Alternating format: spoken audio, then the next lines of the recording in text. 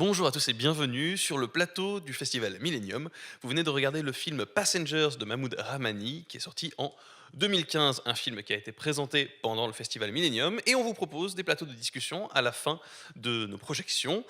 Aujourd'hui, pour parler de ce film et de la société iranienne, nous avons trois invités sur le plateau. Madame Ferry Malek Madani, qui est artiste et productrice iranienne. Bonjour.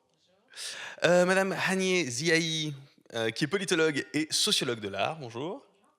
Et enfin, Madame Assal Bagheri, qui est sémiologue et spécialiste du cinéma iranien. Bonjour. Alors, j'ai envie de commencer directement par la question traditionnelle. Vous avez toutes vu le film. Qu'est-ce que vous en avez pensé? J'ai aimé le film, déjà. Donc, j'ai même beaucoup aimé, j'ai ri, même des fois ça m'a fait pleurer. Donc, je pense qu'au départ, avant d'être spécialiste, on est tous et toutes en fait des spectateurs de cinéma. Donc, c'est le ressenti, c'était ça, vraiment. Et j'étais contente, je vois beaucoup de films, donc il y a des fois je suis fatiguée de regarder des films. Celui-ci ne m'a pas fatiguée et ça m'a pas étonnée de ce réalisateur dont je connais l'œuvre par ailleurs. Voilà, donc ça c'est la première chose que je peux dire pour l'instant. Merci beaucoup. Madame Ziahi. Mais dans l'ensemble, oui, des parties quand même très émouvantes. C'est vrai qu'on passe du pleur au rire.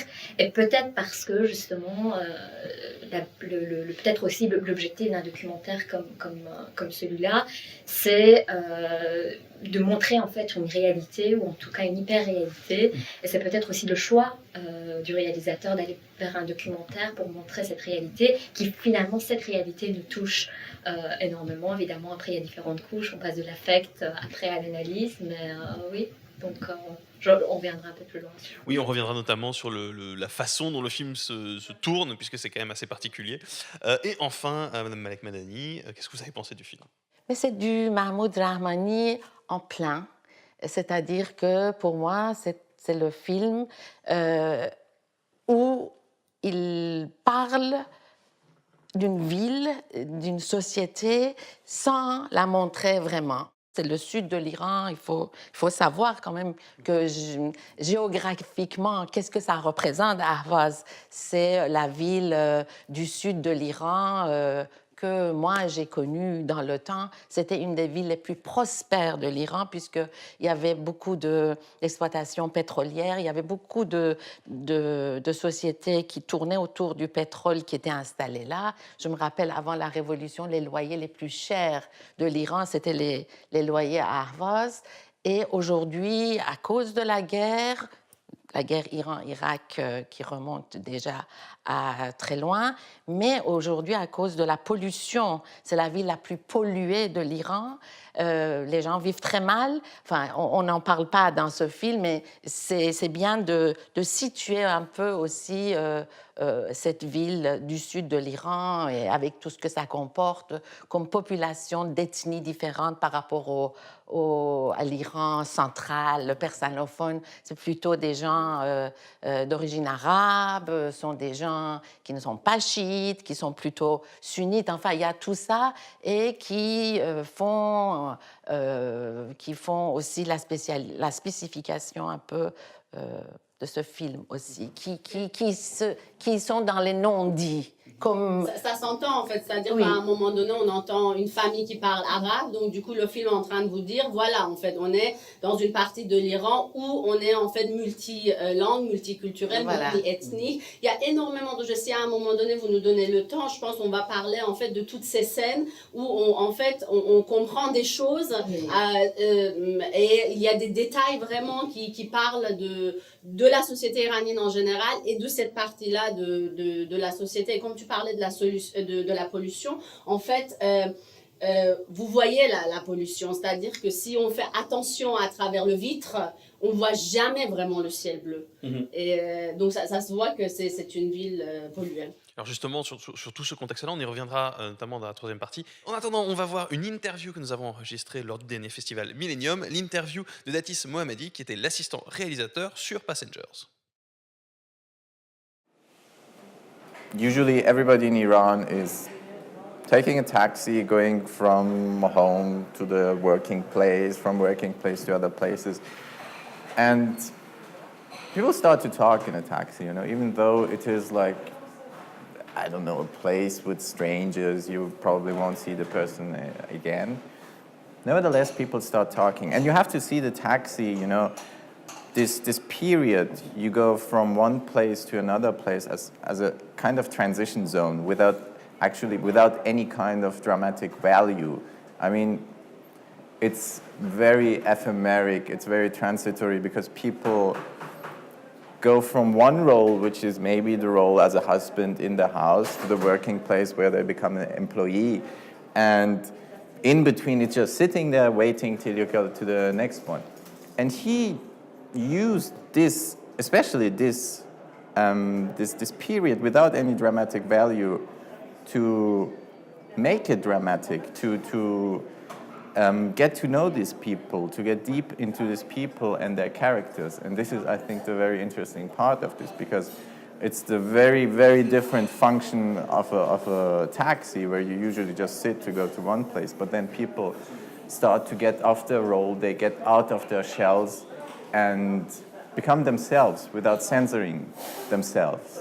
In fact, Mahmoud wasn't a taxi driver, so what he did, before he made the shooting, he started as a taxi driver. So he went, took the different routes, tried to see, if I take this route, what kind of people will get into the car? And for him, it was very important to have like people from all the different social classes. So you have, for example, the engineer, you have the soldier, you have the guy who goes begging and who maybe doesn't have even the money to pay the fare. And what he did, for a long time, he went with the taxi and tried to find these people, these very interesting people, and get also used to driving a taxi, which is not easy and which is very stressful in Iran with all the traffic. And many of the people who maybe have been very interesting, especially women, they didn't agree that we show their faces. They didn't agree that we use the afterwards. Otherwise, the movie might have been very different. این چه مسیریه؟ تاکسی‌ها؟ آره؟ مسافرش خوبه؟ هر جای گیر اومد. کدوم مسیر بیشتر سوار کنم؟ هر جای مسافرش بهتره. ها؟ نه. میدونی چیه؟ ها؟ نه نمیتونی از شکل تشخیص بدی؟ دوربینه دیگه. آره دوربینه. چرا اینجا گذاشتی؟ گذاشتم دارم یه فیلم میسازم. درست. یه فیلم مستند. و الان شما در واقع میتونید تو این فیلم حضور داشته باشید. خب عرضم حضورت این که داره متحرکه، خب هی داره تکون میخوره، چطوری فیلم میگه؟ خب خودش انتخاب میکنه. صحیح. یعنی خودش انتخاب میکنه منو فیلم برداری کنه یا شما رو. اصلا من هیچ دخالتی تو این کار ندارم. نه اصلا. خودش انتخاب میکنه کیو بگیره برای فیلم برداری. خیلی For the pre-production of this movie, which was very long, because the shooting is in a taxi, the taxi had to be changed, the seats had to go lower, we had to find, and this was very important and very crucial, we had to find the right camera. And at that time, we started to look for a camera, and I would buy different lenses and adapters to find the right size and to have all the taxi on the screen. And so we worked for 5 years together, and also for the post-production. I wasn't there for the shooting itself, which was 1 month in a taxi, but since there shouldn't be any elements which would like influence the passengers, there was, aside from the director, who was the driver, nobody in the car. Even the sound technician was in the trunk of the car throughout the whole driving, and we had no budget because at first we didn't also have a permission to shoot, so we had to finance everything ourselves. So all the equipment for the filming, the cameras, we had to change 6 cameras. We had to buy a lot of lenses and try out different lenses, and of course the changes we had to make with the car, everything. We paid for them all ourselves. And as you can see also in the movie, Mahmoud doesn't want to take the fare. You know, he's not a taxi driver, so he doesn't want to take the fare. So, of course, he was driving every day without earning money and not even taking that money. But it is difficult, in fact, in Iran to get support for this kind of experimental documentaries. And yeah, but I mean, as long as the movies are low budget, I mean, you can cope with it yourself. But if you want to make something which needs more money, then you will have problems for sure.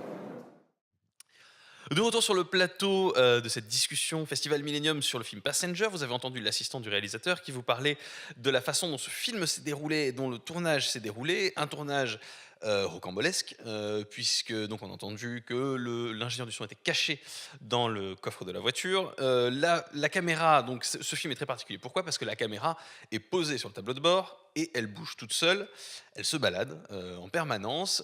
Donc parfois elle filme ce qu'il faut, parfois elle ne filme pas ce qu'il faut, parfois elle tombe. C'est un procédé particulier. Est-ce que c'est un procédé qui vous a plu par son aspect un petit peu novateur, ou est-ce que c'est quelque chose qui vous a dérangé ? Enfin, qu'est-ce que vous avez pensé de cette façon de filmer ce documentaire ? J'ai trouvé que c'était véritablement un vrai film documentaire. C'est vrai que peut-être ces dispositifs ont rajouté à ça, mais je ne pouvais pas m'empêcher de faire des parallèles avec le fameux film Taxi Téhéran de Jafar Panahi qui se passe aussi dans un taxi, mais cette fois-ci c'est à Téhéran, c'est un peu avec un autre milieu. Et là où on voyait bien que là, il y avait des répétitions de scènes, enfin tout était écrit, et probablement même les dialogues, etc. Mais là, ici, pour le coup, non. C'était un véritable témoignage d'un microcosme de la société iranienne à Ahvaz. Voilà. Et ce qui est intéressant aussi dans la dernière partie du documentaire, c'est finalement cette petite tension existante entre lui et son ami journaliste. Parce que cette quête de vérité, elle existe aussi finalement à différentes parties. Et là, véritablement, ça sort en disant, et l'ami journaliste qui s'appelle Darius, je pense, le rappelle à l'ordre en disant mais qu'est-ce que tu veux montrer ? C'est ce que tu veux montrer, il faut que ce soit la réalité de terrain, et il faut que ce soit une réalité sociale. D'ailleurs, cette recherche de la réalité, on le voit bien, notamment par quelque part l'autocritique qui se fait lui-même en montrant ces scènes-là, ces scènes de désaccord avec son ami, où il va remettre en question et se montrer lui-même obstiné, et on le voit obstiné à la caméra, ce qui est quand même assez rare et assez dur pour lui aussi. Donc c'est vrai que c'est une recherche de la vérité qu'on voit jusqu'au bout. Oui, vous vouliez réagir ? En fait, de tout le film, en fait, c'est vrai que c'est autour de cette histoire de la caméra et le fait que lui, il a envie de montrer une société, le réel en fait de la société à travers les gens qui montent dans le taxi. Et alors, il explique à partir de moment 4, en fait, assez vite, en fait, minute 4 du film, là, il commence à expliquer à un des passagers, c'est-à-dire à nous, finalement, en fait, ce qu'il est en train de faire. Et il explique qu'il veut faire un film sur les maux de la société, les problèmes de la société. Et comment il le fait ? À un moment donné, il dit très vite à nous, moi, je ne prends pas parti.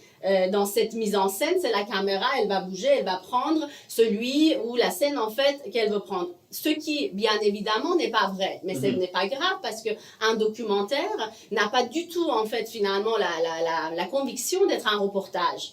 Et donc, en fait, tout le talent du réalisateur est là parce que, comme tu disais, ça passe par le prisme du regard du réalisateur. Et on voit d'ailleurs qu'il change de temps en temps la place de sa caméra. On voit qu'il y a des fois, il la fixe vers l'extérieur. Donc, cette histoire de jeu de caméra qui tombe et qui va vers la gauche ou la droite ou le personnage qu'il veut filmer, c'est un jeu du cinéma. Donc, n'oublions pas que le documentaire, avant tout, c'est quand même forme de fiction. Pourquoi ? Parce que ça passe par le prisme du réalisateur. Et c'est ça qui est très intéressant, mais en même temps, ça dit énormément de choses de ce qui se passe, en fait, dans la société. Dès le départ du film, en fait, on comprend tout de suite de quoi on va parler. Parce que quand il laisse, en fait, l'habitacle de la voiture vide avec la radio qu'on entend, là, on est en train de parler donc de cette histoire de panier qu'on va, je pense, après aborder. Il nous dit, je vais vous parler d'une société pauvre.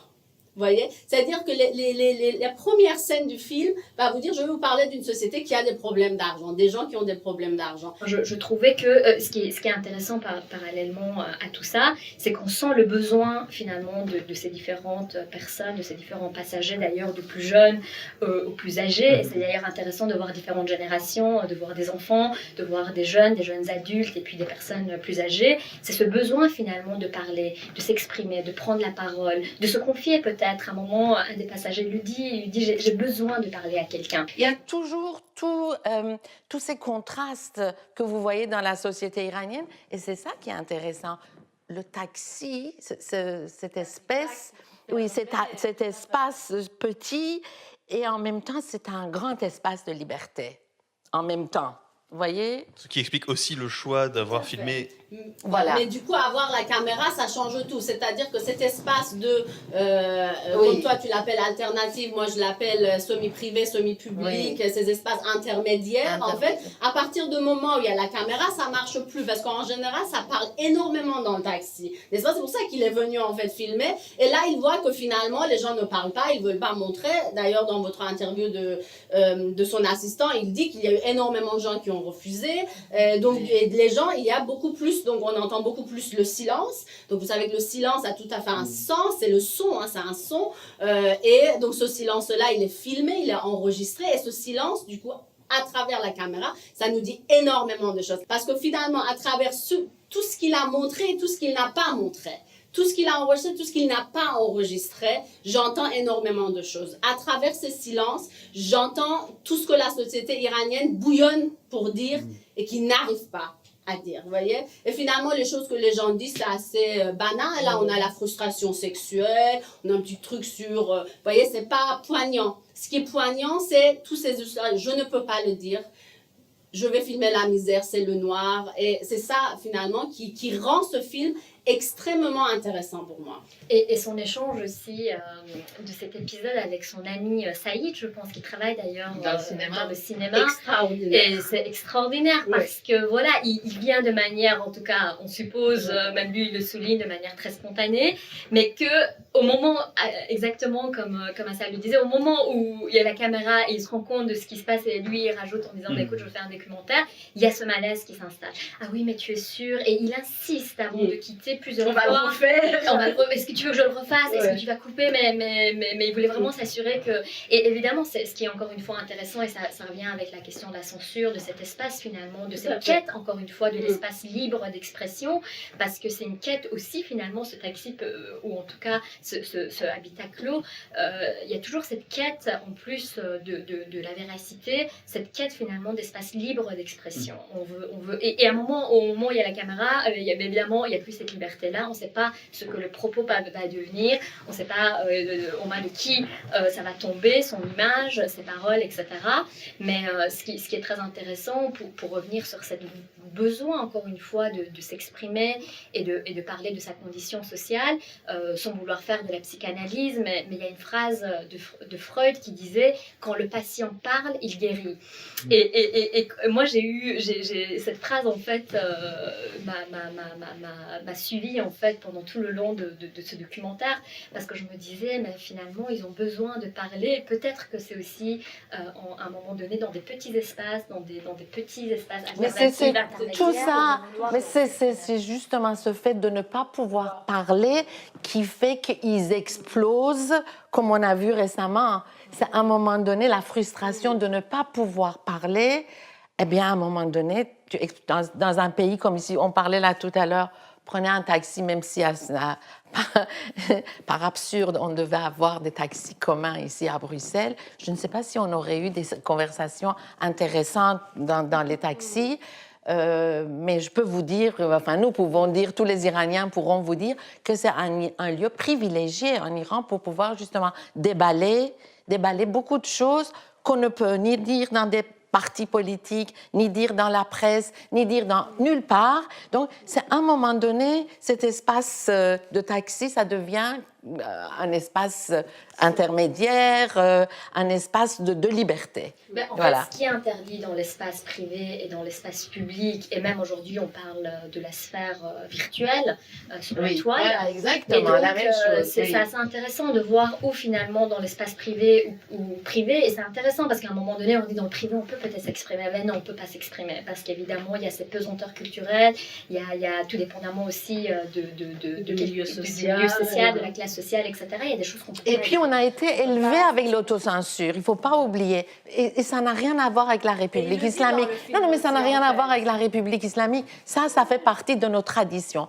Nous venons de la tradition chiite. La tradition chiite, c'est quoi? C'est le tahriye. Ça veut dire que tu dois toujours cacher. Tu ne dois pas révéler.